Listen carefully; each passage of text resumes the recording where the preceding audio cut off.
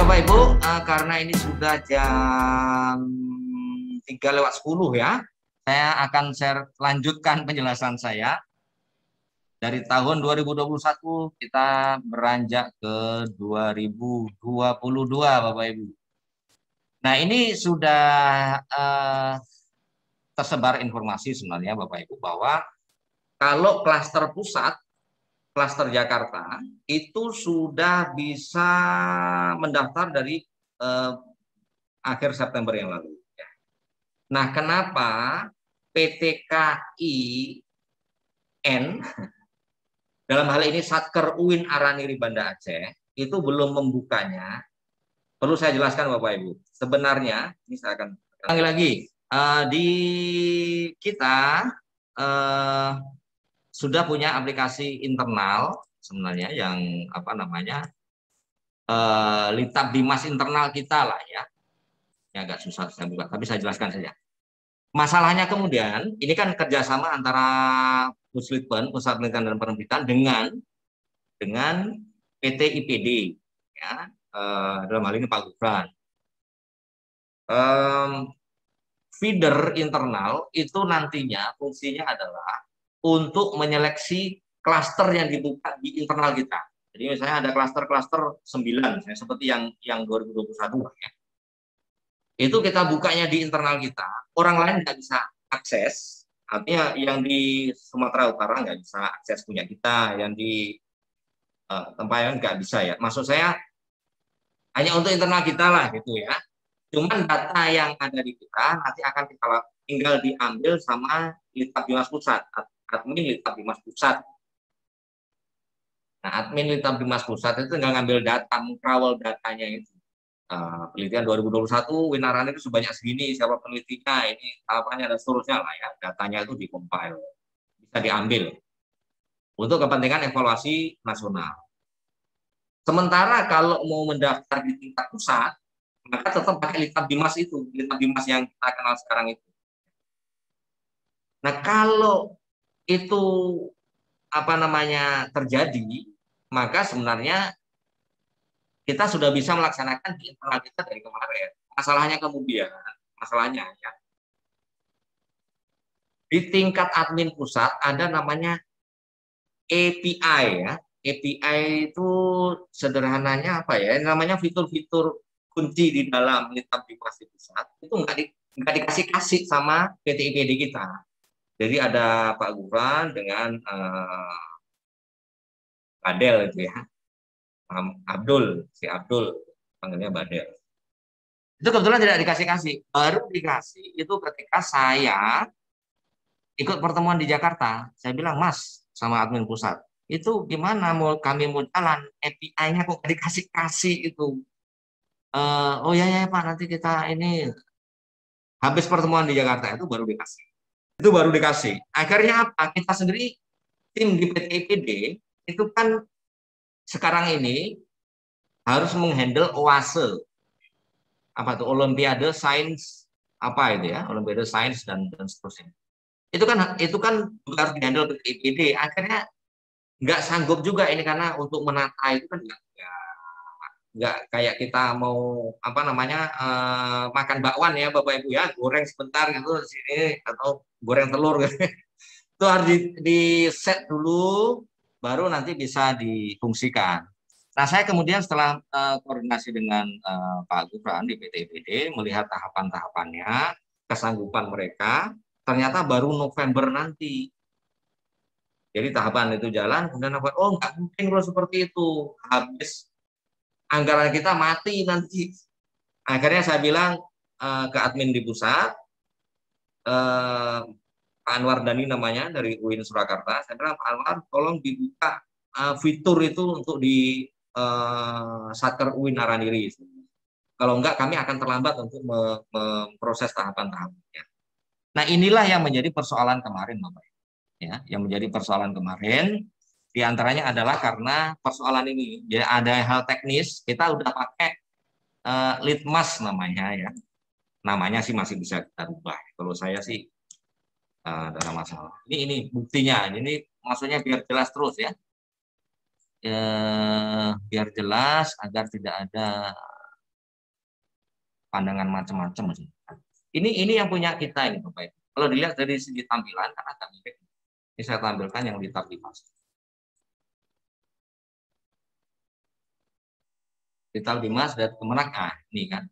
Ini Litab Dimas kemenak.go.id. Jadi kalau Bapak Ibu masuk nanti di sini masuknya, ya, untuk baik untuk mendaftar tingkat pusat maupun tingkat internal kita. Adapun yang ini kemungkinan baru kita fungsikan 2022. 2022 nanti ya. Nanti yang ini sekalipun seleksi 2022 kan seleksinya di 2021 ya. Bapak Ibu tetap pakai yang ini, Litab Dimas dan Kemenak.go.id. Kemarin sebelum saya pastikan bahwa PT IPD siap dengan apa namanya, dengan sistem Litmas ini, ya sebenarnya ini Litab Dimasnya kita ya, Litab Dimasnya internal kita yang fungsinya nanti juga untuk penelitian mandiri. Penelitian mandiri nanti masuknya ke sini Bapak Ibu ya. Jadi bukan hanya untuk yang bantuan, tapi yang mandiri juga ke sini. Nah yang ini memang setelannya di pusat, kita tidak hanya menjalankan saja fitur-fiturnya. Namun saya katakan adalah sayangnya ini belum siap Bapak Ibu. Jadi akhirnya saya putuskan kalau dari desain PT IPD yang meminta sampai November, saya katakan ini tidak mungkin. Jadi akhirnya saya minta untuk dibuka terus. Nah kalau kemarin Bapak Ibu buka di sini cuma nampilnya klasternya itu klaster pusat, klaster kita nggak nampil. Jadi kalau yang sekarang ini insya Allah Bapak Ibu masuk ke sini litabdimas.kemenak.go.id. Nanti ada klaster yang ditawarkan oleh pusat dan ada klaster yang di internal kita. Yang perlu saya sampaikan berikutnya, oke. Ntar saya akan buka slide kembali. Nah, yang perlu kita pastikan, jadi gini Bapak Ibu, yang 2022 seleksinya itu kan di tahun sekarang ini, yang pendaftarannya sampai 2000, pendaftarannya sampai 14 Oktober ya. Kalau di pusat sampai 11 Oktober, di kita sampai 14. Yang ditawarkan apa? Yang ditawarkan khusus penelitian Bapak Ibu. Jadi nggak ada pengabdian, tidak ada publikasi ilmiah. Untuk yang klaster sekarang. Di tingkat pusat juga begitu. Di tingkat pusat, pengabdian masyarakat nanti akan ditawarkan bulan Februari, sekitar bulan Februari. Untuk publikasi ilmiah juga begitu. Tetapi yang untuk sekarang ini, yang awal ini dibuka, baik di pusat maupun di kita, itu adalah khusus yang penelitian atau riset ya. Jadi apa saja? Kalau ini kan klasternya menurut juknisnya kan, penelitian pembinaan kapasitas ya. Kemudian penelitian dasar program studi, penelitian interdisipliner, penelitian terapan global. Ini kemungkinan ini sebenarnya di awal ini cuma di tingkat pusat dibuka. Tapi kami sedang mempertimbangkan karena ini efeknya besar juga untuk akreditasi kampus ya. Kami kemungkinan membuka juga ini. Kemudian terapan kajian strategis nasional ini biasa kita buka. Pengembangan nasional juga biasa kita buka, termasuk yang 2021 ya. Kemudian kolaborasi antar perguruan tinggi. Dengan kolaborasi internasional. Maaf, di sini ini maaf. Di sini yang dibuka hanya untuk pusat biasanya dulu. Tapi untuk tahun sekarang ini perguruan tinggi diperbolehkan membukanya. Itu menjadi pertimbangan. Tapi prinsipnya yang mau saya sampaikan, riset-riset inilah yang dibuka untuk kita. Penelitian tahun jamak ini tidak. Ini untuk apa namanya? Untuk Satker ya, yang ada di Nah, kalau mau melihat apa namanya penelitian pengembangan pendidikan tinggi, kalau mau melihat jenis klasternya, sebenarnya juga bisa mengacu ke kita maaf ya penelitian 2021 ya. Yang di 2021 kan ini penelitian kapasitas interdisipliner, pengembangan pendidikan tinggi, kajian strategis nasional, kolaborasi antar perguruan tinggi, terapan pengembangan nasional, kolaborasi nasional ini kolaborasi internasional, maaf ini yang saya bilang tadi ya. Internasional ini kemungkinan kita buka. Paling tidak ini ya Bapak Ibu ya, yang akan kita buka. Pengabdian bagaimana? Pengabdian tahun depan kalau ya saya katakan Kak, kalau dananya ini ada. Ya untuk satker kita Bapak Ibu. Kalau satker pusat untuk diktis itu insya Allah dibuka Februari 2022. Yang untuk kita bagaimana? Sampai saat sekarang ini kita belum jelas Bapak Ibu dapat dana berapa itu belum jelas. Tapi prinsipnya kalau saya menunggu dan teman-teman di Puslit menunggu jelasnya dana ini baru kita buka, dananya itu sudah akan diberikan. Tapi jumlahnya ini nggak tahu. Apakah 2 miliar atau 4 miliar atau 5 miliar atau 10 triliun. Katanya disuruh sesuaikan dengan 2021, Bapak. Jadi kemungkinan kalau 2021 sekitar 2 miliar sekian ya, sekitar itulah. Nah, berapa yang sanggup ditampung? Ya sekitar 50-an. Jadi kalau pertanyaannya apakah yang 2020 peneliti 2020 bisa meneliti tahun 2022? Kalau 2021 kan nggak boleh ya Bapak. 2020 meneliti di 2022 apakah boleh? Boleh. Nah, mungkin akan besar nih persaingan di tingkat. Apakah 2021 yang sekarang ini lagi meneliti mau habis penelitian sekarang, boleh meneliti lagi 2022? Sangat boleh. Jadi boleh semua Bapak. Tidak ada larangan karena anggaran yang dipakai berbeda tahun ya. Kenapa 2020 tidak boleh meneliti 2021? Karena sisa 40% dibayar dengan anggaran tahun 2024. Jadi itu tidak boleh double anggaran.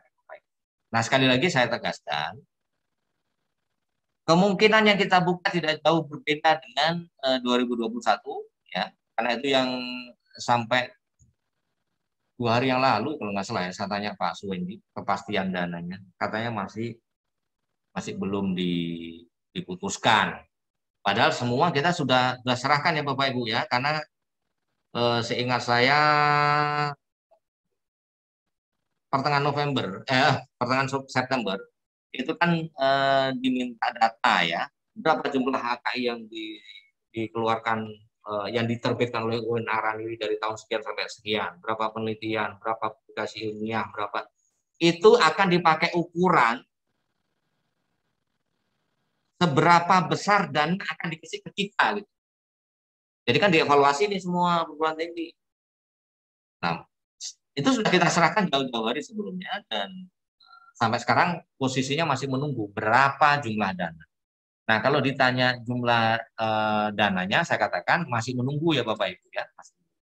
Karena itu tadi saya katakan, tahun ini kita buka penelitian, tapi yang pengabdian dan publikasi ilmiah itu kemungkinan kalau dananya tersedia akan kita buka di 2022.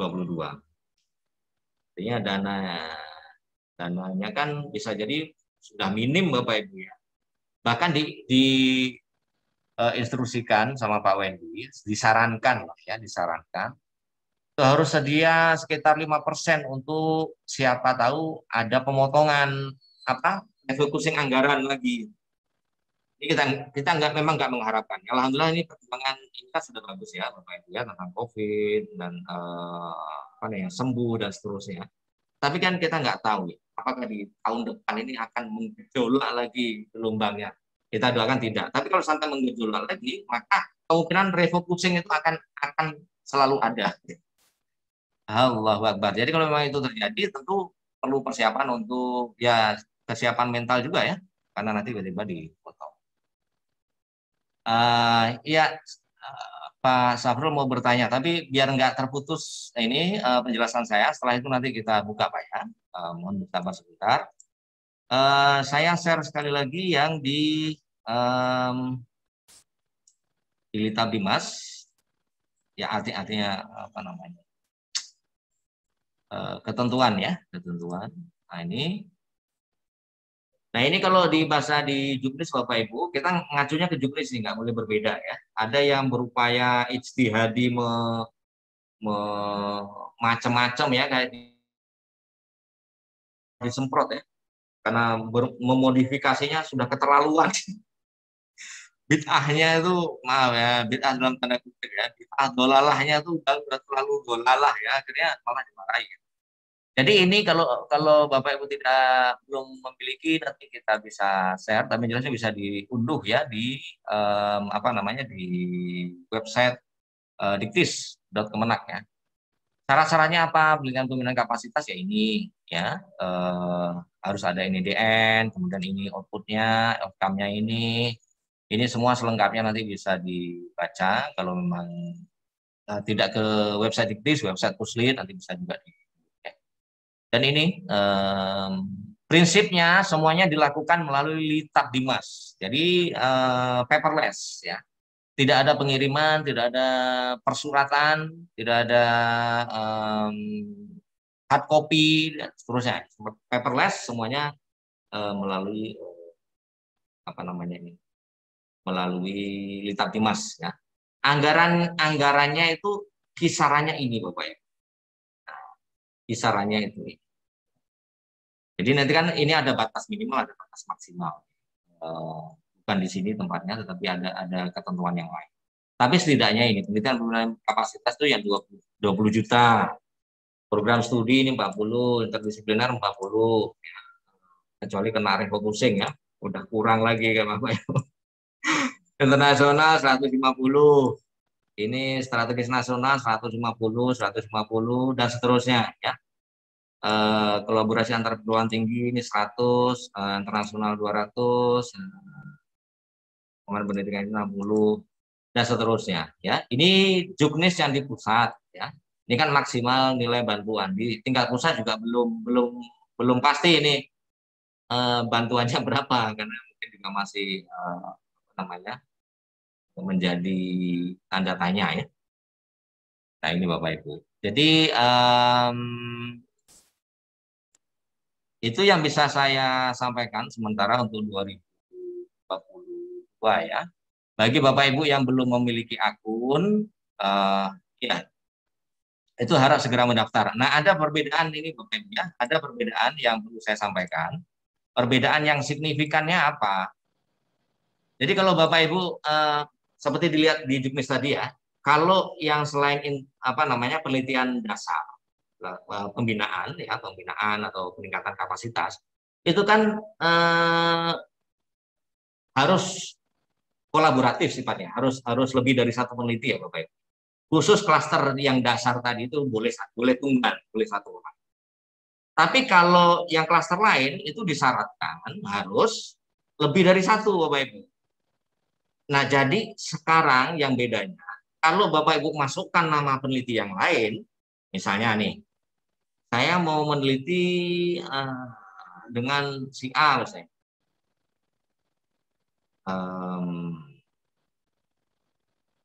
Saya tidak bisa sembarangan menunjuk orang itu, karena orang itu nanti akan melihat, harus menyetujui dulu di akun beliau. Jadi kalau katakanlah ya, Pak Sapril mau penelitian dengan Pak Fuad Ramli. Diam-diam Pak Sapril masukkan nih nama Pak Fuad Ramli, itu kan bisa kalau sebelumnya dulu ya. Diam-diam bisa nih. Nanti tahu-tahunya di ujung-ujung selesai penelitian, kelai dua orang ini, loh kenapa masukin nama saya, nggak ada bilang-bilang, mana duitnya, nah seterusnya. Masa saya nggak dapat bagian apapun, nah, dan seterusnya ya, saya cuma dicomot nama. Nah, ini ada kasus-kasus ya, misalnya di Tarbiyah dulu nggak perlu saya nama orang, nah, tapi di kasus di Tarbiyah misalnya sampai panas ya, orang saya lagi tugas belajar kok taruh nama saya, ini udah nggak pelanggaran dan seterusnya. Ya, bisa jadi terjadi seperti itu. Sekarang tidak bisa lagi Bapak Ibu. Kalau Bapak Ibu taruh nama peneliti yang lain, maka si peneliti yang bersangkutan harus menyetujui dulu, approve lewat akunnya. Jadi approve, baru kita jalan. Tidak di-approve, ya berarti nggak jadi penelitiannya. Masih kurang syarat, nanti akan gugur di validasi. Karena kami dokumen masuk, kami periksa lagi, nanti kami validasi lagi. Jadi termasuk yang tidak cocok kepangkatannya, ya seharusnya dari segi kepangkatan dia cuma bisa di penelitian dasar. Tapi kalau sudah ngelamar di penelitian yang klasternya mewajibkan lektor kepala misalnya. Nah, itu tentu nanti divalidasi akan gugur Bapak Ibu. Nah, perbedaan yang lain secara signifikan kalau misalnya nanti oh ya Irman, saya panggil dulu Irman. Iya, Pak. Irman ini bagian dari admin Iya. Mas kita. Ada nggak perbedaan signifikan yang lain selain yang saya katakan? Silakan langsung disampaikan saja. Baik, Pak. Baik, terima kasih. Assalamualaikum warahmatullahi wabarakatuh. Salam. Terima kasih pada Pak Anton, selaku Ketua Puslit Win Araniri Banda Aceh. Baik Bapak Ibu, para calon peneliti Win Araniri Banda Aceh tahun 2022. Menyangkut dengan penelitian 2022 memang sudah ya disampaikan oleh Pak Anton tadi, memang perubahan yang sangat mendasar itu pada checklist peneliti kedua, karena memang itu mungkin dikembangkan karena memang banyak pengaduan-pengaduan di tahun-tahun sebelumnya. Banyak peneliti kedua itu tidak tahu menahu tentang penelitian, sebenarnya dia ada dilibatkan dalam penelitian seperti itu. Untuk hal-hal yang lain sejauh ini masih sama konsepnya Bapak Ibu. Pendaftaran tetap pada akun Nitab Dimas seperti biasa. Boleh saya share screen Pak Anton? Ya, silakan Imran. Ya, Bapak Ibu, ini tampilan Nitab Dimas Pusat yang disampaikan Pak Anton tadi, mungkin di tahun 2023 nanti ya, mungkin kemungkinan besar kita akan menggunakan Nitab Dimas internal kita di sini. Ini masih Nitab Dimas Pusat, nanti semua data penelitian yang ada di Nitab Dimas Pusat ini akan kita migrasikan ke Nitab Dimas internal. Jadi untuk jaga-jaga apabila di Nitab Dimas utama ini ada kerusakan data, kehilangan data, dan sebagainya, jadi kita punya base data sendiri. Jadi untuk menghindari resiko kehilangan data seperti itu. Ini pada halaman awal, ini maklumat di sini muncul 7 hari. 7 hari ini adalah untuk penelitian pusat, Bapak Ibu. Sedangkan penelitian internal kita tanggal 14 Oktober terakhir. Nah, jika Bapak Ibu login, tampilannya akan seperti ini Bapak Ibu. Silahkan pilih pada menu proposal. Kemudian silahkan Bapak Ibu tambahkan, klik pada menu tambah proposal di atas. Nah, ini kenapa kita lihat ke dalam, biar kita tahu perbedaan-perbedaan apa saja yang memang terjadi untuk penelitian 2022. Nah, tampilan untuk pengisian dasarnya seperti ini Bapak Ibu. Silahkan Bapak Ibu tulis di sini judul proposal, kemudian di bawah klaster. Nah, menyangkut dengan klaster, ini di sini muncul semua klaster ya Bapak Ibu. Yang pertama klaster perguruan tinggi, yang kedua klaster pusat. Yang di atas ini klaster internal, yang kedua di bawah ini adalah klaster pusat. Jadi kita sekarang fokus pada klaster perguruan tinggi kita sendiri Bapak Ibu. Jadi silakan pilih klaster, nanti mengenai klasternya akan kita update kembali di web. Seperti dikatakan dengan Pak Anton tadi, karena memang penganggarannya belum fix 100% di pusat, jadi kita klasternya masih ini, tapi kemungkinan besar klasternya sama dengan klaster 2021. Yang membedakan adalah tidak ada yang klaster yang berhubungan dengan pengabdian serta penulisan buku dan sebagainya. Jadi murni klaster penelitian Bapak Ibu. Jadi katakanlah di sini kita pilih klaster pembinaan kapasitas. Kemudian di bawahnya terdapat bidang ilmu, silakan Bapak Ibu pilih bidang ilmu sesuai dengan keilmuan Bapak Ibu. Saya di sini milih tarbiyah, ilmu pendidikan. Kemudian di sampingnya ada tema pada arkan. Arkan ini adalah agenda riset keagamaan nasional Bapak Ibu. Nanti Bapak Ibu silahkan dilihat kembali juknis yang pusat. Di situ tertera apa agenda yang mendasar untuk penelitian tahun 2022. Setiap tahun arkan itu berbeda-beda Bapak Ibu. Jadi pihak pusat menginginkan hasil penelitian kita ini memang menjadi sesuatu pengembang di bidang keagamaan seperti itu. Silakan Bapak Ibu pilih. Saya di sini memilih tentang pengembangan pendidikan. Nanti silakan Bapak Ibu sesuaikan. Kemudian di bawah luaran kegiatan. Nah, ini Bapak Ibu. Ini yang perlu Bapak Ibu. Ini banyak sekali kesalahan. Banyak juga yang menghubungi saya di penelitian 2021 ini lebih mencentang seperti itu. Ini adalah janji Bapak Ibu. Janji yang harus Bapak Ibu tempati di akhir sebenarnya. Yang pertama, kita di penelitian berbasis SBK ini ada 3 syarat minimal yang harus dipenuhi. Yang pertama HKI, yang kedua laporan lengkap, yang ketiga draft artikel. Nah, jika Bapak Ibu misalnya menyanggupi untuk penulisan bahan ajar, silahkan dicentang. Tetapi akhirnya nanti harus dipenuhi.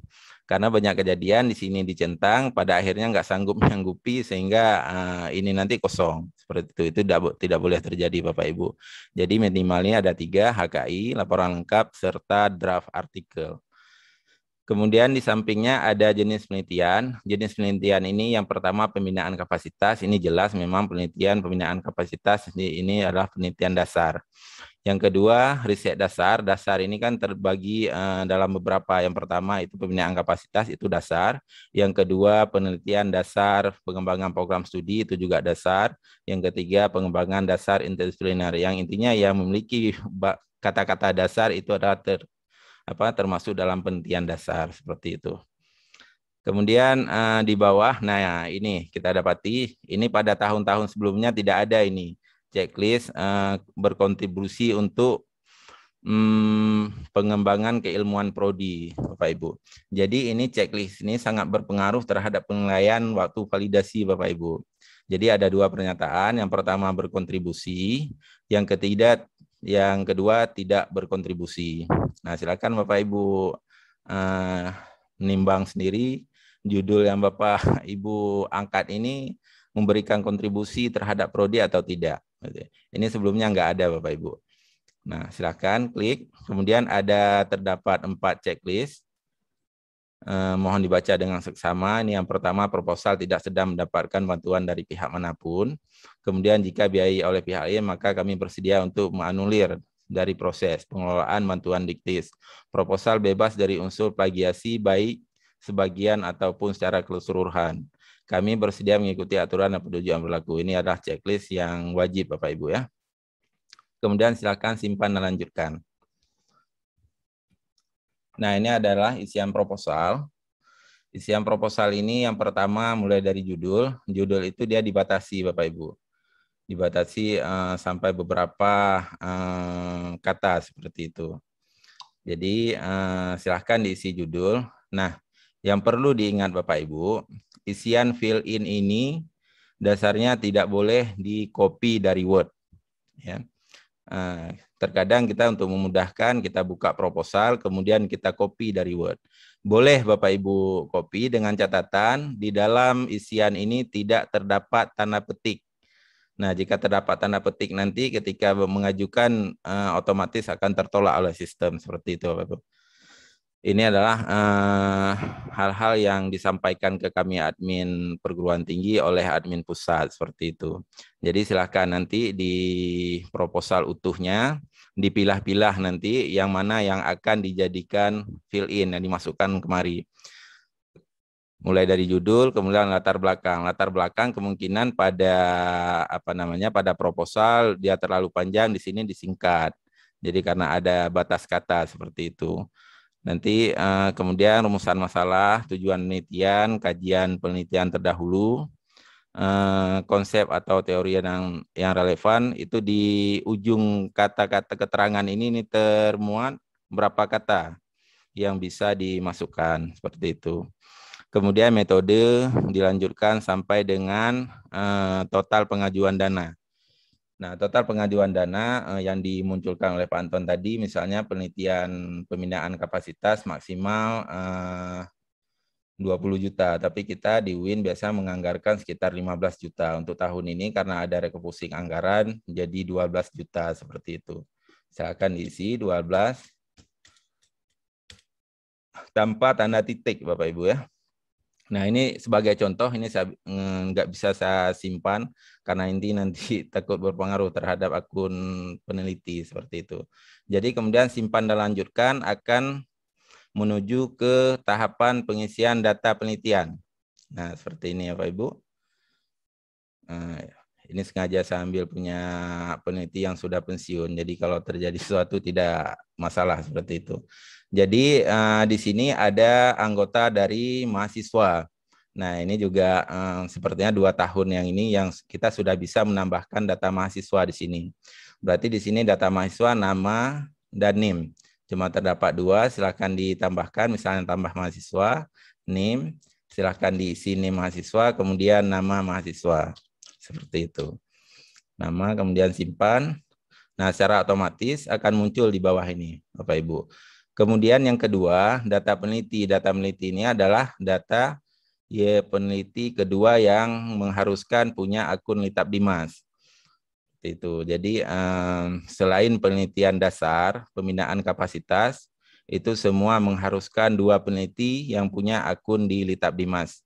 Kalau penelitian dasar pengembangan kapasitas penelitian dasar ini boleh tunggal, sedangkan yang lain itu wajib minimal 2 peneliti, itu wajib. Tambah peneliti, silahkan di sini, tinggal diketik aja Bapak Ibu. Misalnya Ismail, dicari, nah ini akan muncul secara keseluruhan nama yang hampir bersamaan seperti itu. Silakan klik tambahkan. Kemudian akan muncul juga di bawah nama ketua peneliti ini, Bapak Ibu. Kemudian jika sudah selesai semua, silahkan simpan dan lanjutkan. Jika sudah selesai, akan menuju ke tahapan selanjutnya, yaitu unggah berkas. Unggah berkas itu terdapat 2, Bapak Ibu. Yang pertama proposal secara utuh dalam bentuk PDF maksimal 2 MB atau 2 MB. Kemudian yang kedua RAB, anggaran. Misalnya penelitian dasar berarti 15 juta, silakan Bapak Ibu sesuaikan RAB-nya seperti itu. Kemudian ini adalah langkah kedua sebelum terakhir. Kita klik simpan dan lanjutkan, kemudian akan menuju ke halaman pernyataan terakhir. Nah, disinilah nih penentuannya Bapak Ibu.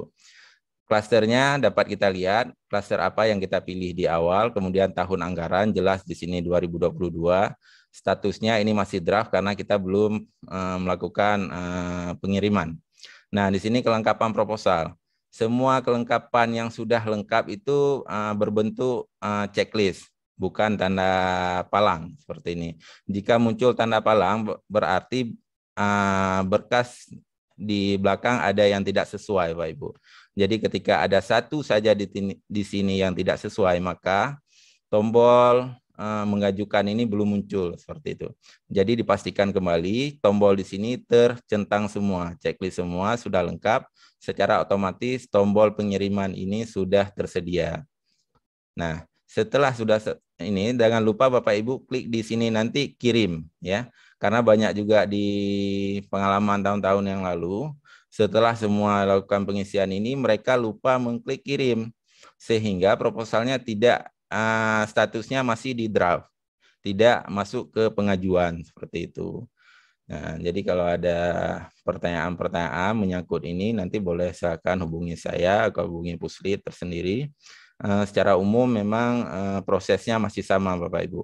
Masih sama seperti tahun-tahun lalu, karena Litap Dimas ini webnya masih sama, cuman ada beberapa perbaikan di dalamnya seperti itu. Sekian Pak Anton, jika ada pertanyaan silahkan kepada peneliti, mungkin nggak bisa saya jawab, akan dijawab oleh Pak Anton, kalau bisa saya jawab akan saya jawab. Terima kasih Pak Anton, saya kembalikan.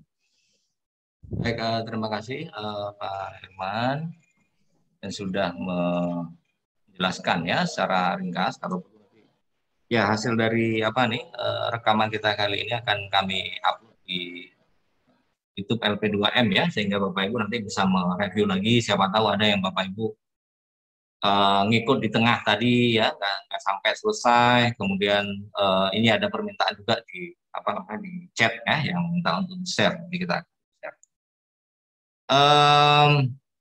Ya, ini ada pertanyaan Irman, apakah yang bisa membuat akun Litap Dimas harus memiliki jabatan fungsional minimum asisten ahli langsung direspon. Ya, baik. Pertanyaan dari Bu Mira ya. Ya, Bu Mira, baik.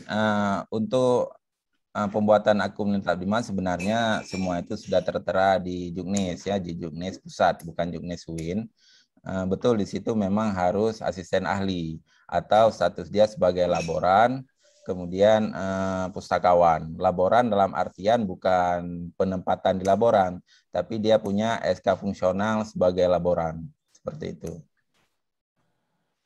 Baik, Pak Tan. Baik, terima kasih. Kemudian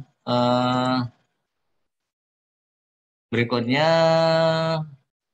apakah bisa mendaftar kedua-duanya, pusat dan internal? Nah, ini saya sampaikan Bapak Ibu ya. Kalau di tahun-tahun sebelumnya itu memang apa namanya tidak bisa double ya, karena nama kita langsung terblok itu. Kalau udah daftar ke pusat nggak bisa daftar ke internal kita. Nah, menurut keterangan dari Pak Suwendi di pertemuan LP2M hari itu yang kebetulan saya ikut hadir, itu dimungkinkan untuk mendaftar kedua-duanya.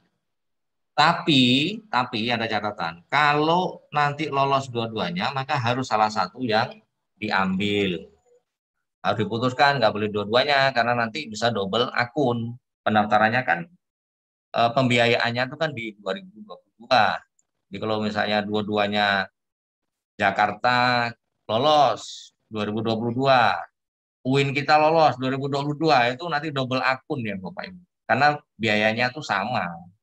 Gitu. Jadi tapi saya belum nyoba nih. Seandainya ada informasi lain dari Irman, mungkin dari update dari admin Lintab Dimas, saya persilakan kalau ada yang mau ditambahkan atau dikoreksi, Irman. Ya, nggak ada, sama Pak. Memang seperti itu. Memang untuk tahun ini memang boleh mengajukan dua-dua dengan catatan misalnya nanti terpilih di pusat, sedangkan di kita juga terpilih, maka peneliti tersebut harus mengambil salah satu. Seperti itu, misalnya memilih dengan ya, di PT berarti harus mengundurkan diri di pusat. Seperti itu. Oke. Semoga jelas ya. Kemudian ini SPTJB apa bisa di-download di mana ya? Ini yang 2021 ya. Sebenarnya sudah kita share juga. Nanti kita akan share lagi ya. Penelitian kolaboratif dengan universitas lain. Apakah peneliti dari universitas lain boleh mendaftar di SIM Litab Dimas? Litab Dimas ini Bu Nurul ya, bukan SIM Litab Dimas. SIM Litab Dimas itu punya Kemenristek Dikti. Kalau kita itu Litab Dimas, gitu ya. Apakah harus mendaftar juga? Tidak perlu Bapak Ibu.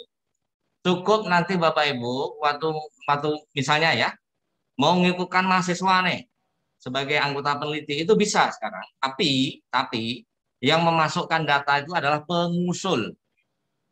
Tidak perlu meminta mahasiswa yang bersangkutan untuk membuat akun, itu nggak boleh. Atau meminta peneliti di luar PTKI, misalnya mau meneliti dari Unibraw misalnya, ya ada teman dari Unibraw atau dari University of Manchester misalnya, yang apa Saiful Akmal,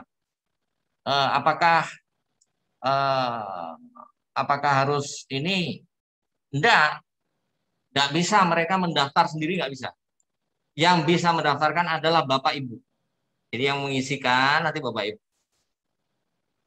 Nah, ini menjadi perdebatan ya di pertemuan di apa namanya di Jakarta yang saya ikuti. Itu perdebatannya begini. Kalau tingkat Simlitab Mas punya Kemenristek di kita dan nggak bisa masuk, ngapain kita buka juga untuk mereka? Kalau dia masuk ke dalam kan dia bisa tahu dalam-dalam. Makanya kalau kita kan daftar Simlitab Mas kan nggak bisa Bapak Ibu langsung terbuat itu kode perguruan tinggi kita itu tidak terdata. Kita terdatanya di Kementerian Agama. Nah, karena itu ini diperbolehkan memakai anggota peneliti dari kampus lain, perguruan tinggi yang berbeda, tinggal Bapak Ibu yang masukkan. Masukkan datanya ya, bukan masukkan orangnya bisa masuk ke dalam Lintab Dimas, nggak bisa. Gitu. Oke, nah karena tadi dibilang peneliti kedua harus approve juga. Enggak, kalau yang konteksnya begini maksud saya. Konteksnya itu peneliti ini adalah peneliti yang memang sama-sama sudah punya akun ya, kan terdetek tuh Bapak Ibu. Jadi misalnya saya meneliti atau Bu Nurul meneliti mau masukkan Bu Mesarah misalnya yang sama-sama arsitektur ya. Sama-sama punya akun di Tab Dimas nih. Nanti akan secara langsung terdeteksi otomatis Bu Mesarah dan akan muncul di akunnya Bu Mesarah bahwa Bu Nurul sudah mengajukan proposal dan menjadikan Bu Mesarah sebagai peneliti kedua gitu. Oh enggak setuju. Ya, enggak setuju. Jangan di-approve. Oh setuju ya, tinggal di-approve. Artinya perlu persetujuan untuk ya. Makanya jangan sembarangan Bapak Ibu menjadikan anggota peneliti lain, ah ini keburu-buru udah kita jadikan siapa. Nanti tiba-tiba kelaik di belakang nanti ya. Di belakang saya nggak ada apa-apa, di pas pemeriksaan saya kena periksa. Saya nggak turun ke lapangan Pak, ini semua saya cuma dicomot nama, itu udah perang nanti depan PPK. Oke. Berikutnya ini saya rasa Pak Safrul perlu kita berikan kesempatan. Saya akan mengallow, ya please Pak Safrul bisa di-unmute. Baik, bismillahirrahmanirrahim. Assalamualaikum warahmatullahi wabarakatuh. Terima kasih Assalamualaikum. Dr. Anton Widianto, Kepala Puslit, berkenaan dengan salah satu poin berkenaan dengan jumlah per klaster itu, Pak.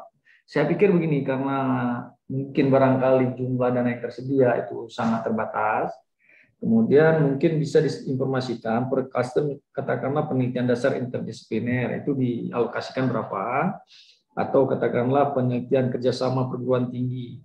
Nah, itu boleh dengan PTKIN, boleh dengan di luar PTKIN itu berapa jumlahnya. Katakanlah klaster itu 3 gitu ya, atau 5. Selanjutnya pertanyaan berkenaan dengan hasil review, Pak. Hasil review dari jika memang nanti lewat dari screening awal, itu kan ada review, proses review, kita presentasi dan sebagainya, seperti yang sudah lazim. Itu hasil reviewnya itu nanti bisa dilihat, diakses, atau bagaimana? Jadi mungkin 2 pertanyaan ini saja Pak Anton, karena sensitif saya pikir, karena perlu juga transparansi, keterbukaan ya. Terima kasih. Assalamualaikum. Assalamualaikum warahmatullahi wabarakatuh. Terima kasih Pak Safrul yang sudah memberikan usulan saran ya. Dan ini juga bagian dari ya ini yang kami lakukan ini kan bagian dari transparansi.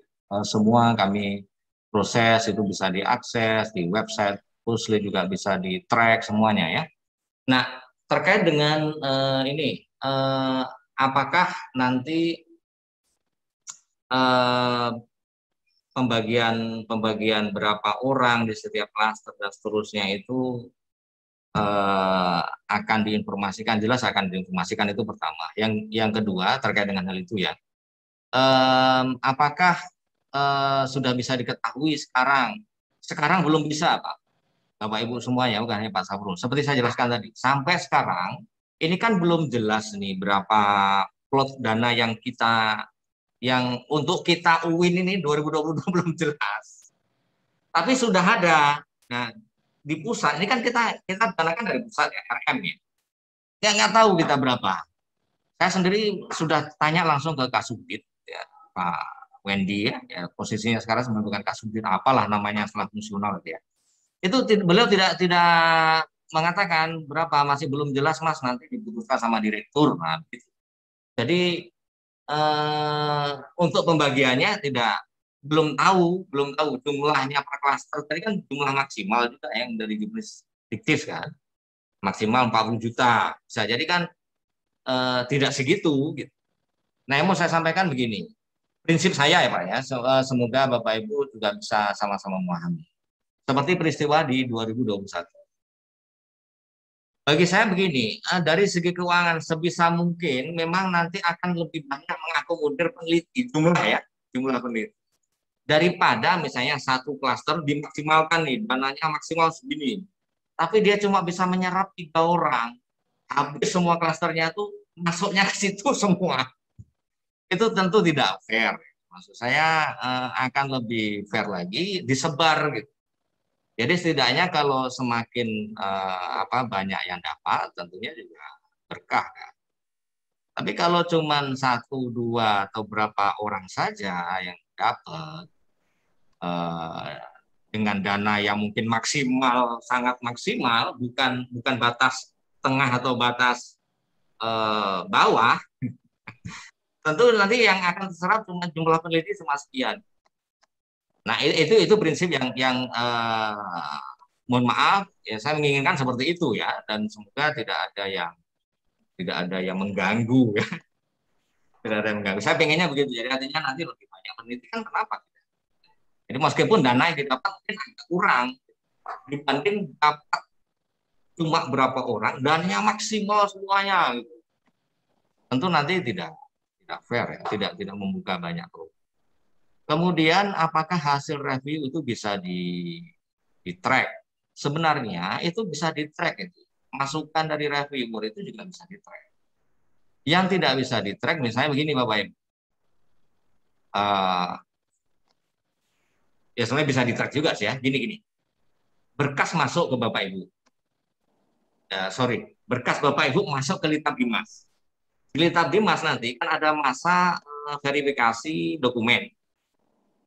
Verifikasinya dokumen itu ketika kita reject misalnya, itu kan ada keterangan apa yang menjadi masalah itu.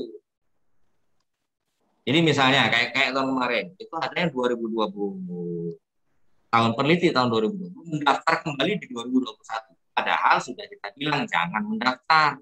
Daftar juga. Mungkin siapa tahu silap atau apa.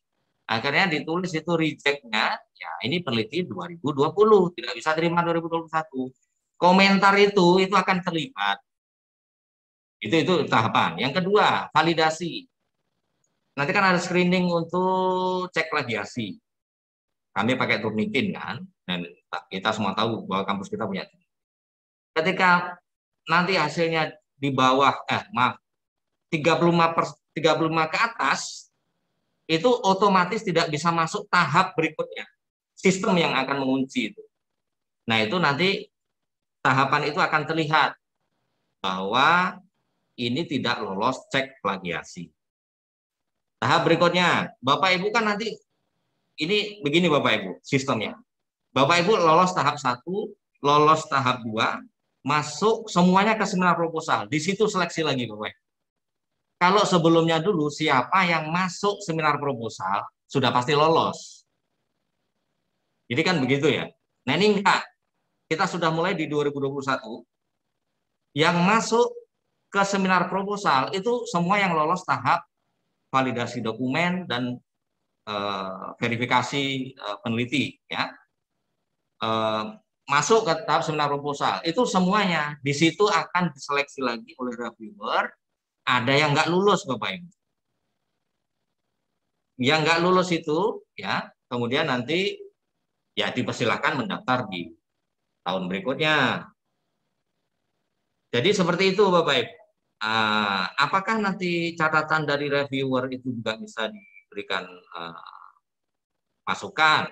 Nah, khusus yang ada di situ juga nanti biasanya kita juga upload ya di YouTube LP2M. Jadi masukan-masukan dari reviewer itu juga menjadi catatan yang bisa dilihat kembali. Tapi prinsipnya ini masukan yang bagus dan kami akan akomodir semua semua dari masukan-masukan Pak Safrul tadi saya rasa untuk kepentingan terbaik ya. Sekali lagi terima kasih. Ini sudah jam 4 nih Bapak Ibu.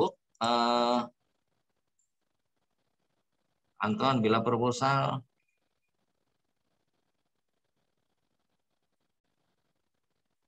ya ini sebentar ya. Apakah penerimaan proposal dari kementerian apa sapinya dari Litap Dimas juga? Kalau di Litap Dimas bagaimana teknisnya? Ini tadi ya Pak ya yang sudah disampaikan oleh Pak Irman. Jadi lewat Litap Dimas Bapak Ibu. Kita aplikasi internal kita belum belum. Kemudian kalau untuk Satker UIN ya, tetapi kalau untuk tingkat pusat kita pakai litapdimas.kemenak.go.id. Jadi situ. Bila proposal yang sama dengan klaster yang sama pula diajukan ke PT maupun pusat, apakah hal ini akan terdeteksi sebagai plagiasi dalam cek Turnitin Dita Bimas? Waduh, ini nggak tahu saya Bapak Ibu. Nggak, saya katakan nggak tahu karena saya tidak tahu bagaimana ngeceknya di pusat ya. Jadi kalau di pusat juga ngecek lewat internal kita ternyata juga sama ya akan terdetek plagiasi Bapak Ibu. Tapi itu saya katakan nggak tahu. Artinya nanti sebaiknya kalau ngusul ya berbeda lah Bapak Ibu ya. Kalau pusat apa, internal kita apa, jangan dua-duanya dimasukkan. Yang berbeda kalau saran saya seperti itu. Berapa jumlah maksimal anggota peneliti setiap klaster, baik lokal, nasional maupun internasional? Nanti tolong bisa di apa namanya, dicek lagi di Juknis ya. Biasanya itu ya barang tidak ada batasan ya. Ini normalnya tuh barang 3 atau 4 lah ya. Normalnya itu normal. Ini sudah jam 4 nih Bapak Ibu, udah asar, udah lewat waktu. Saya rasa udah cukup ya. Nanti hal-hal yang lain akan kami update kembali. Mohon berkenan untuk mengisi daftar hadir yang ada di sini agar kami bisa tahu nih ternyata fakultas-fakultas mana yang belum tersentuh dengan informasi ini. Kami nanti akan coba sampaikan ya, karena takutnya nanti udah kita sosialisasi, udah kita umumkan lewat WA, udah kita ini nanti dibilang kok nggak ada sosialisasi. Waduh, ini susah ya. Jadi kita berupaya sedapat mungkin untuk bisa menyebarkan informasi ini, dan keterbukaan publik ya kita sudah selalu berupaya, dan saya secara pribadi sangat menerima kritikan-kritikan Bapak Ibu ya. Kalau ada yang kritik saya, menyarankan yang benar ya, insya Allah saya tetap anggap positif bahwa itu adalah untuk kebaikan. Jadi itu saya rasa demikian. Mohon berkenan sekali lagi mengisi daftar hadir yang sudah di-share. Sudah saya share di atas tadi ya. Karena ini sekali lagi kepentingannya adalah untuk biar apa namanya, biar informasi ini bisa kita ketahui ternyata sudah juga nyampe. Meskipun sebenarnya kami juga akan menyampaikan surat ya ke masing-masing fakultas, tapi kami memastikan bahwa ini semua orang tahu tentang peluang ini, termasuk yang penelitian 2021 karena masih punya tahapan-tahapan akhir yang harus dipenuhi. Ya, saya rasa demikian ya Bapak Ibu sekalian. Sekali lagi terima kasih untuk semuanya. Aduh, di mana kita isi absen? Nizar hadir ya? Bukan, masuk ini tadi ya Bapak Ibu ya. Sebelum saya tutup nih, saya share sekali lagi. Kami penting ini Bapak untuk diisi agar kami tahu di fakultas mana yang nantinya apa namanya masih perlu untuk digencarkan lagi sosialisasinya. Ini saya share di chat Bapak Ibu, mohon berkenan untuk diisi. Kalau ada pertanyaan terakhir saya kasih deh kalau ada yang mau bertanya. Kalau tidak ada ya cukup lah. Ada sedikit Bang. Oh ya, gimana Tabrani? Tanggal untuk yang 2021 tanggal yang di apa namanya itu mohon tidak dirubah nanti oleh peneliti Bang. Biar seragam tanggal di laporan. Ya. Ini catatan penting, terima kasih Tabrani, bahwa yang 2021 tadi saya juga sudah katakan tanggal yang ada di situ kan sudah di-set itu. Jadi nggak usah dirubah-rubah Bapak Ibu, nggak usah dirubah, biar nanti seragam ya. Jangan termasuk untuk apa namanya laporan akhir nggak usah ditulis BTO ya untuk tanda tangan saya. Jadi dikosongin aja, nanti saya akan tanda tangan basah sama stempel basah nanti.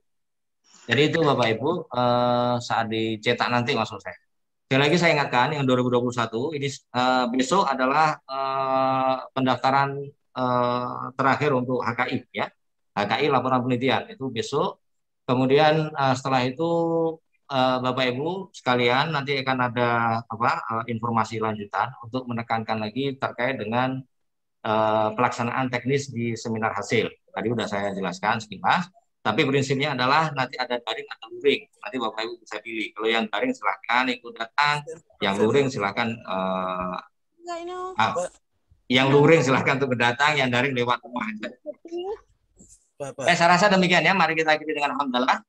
Alhamdulillahirrahmanirrahim. Mohon diperbanyak maaf jika ada yang tidak tepat Bapak Ibu.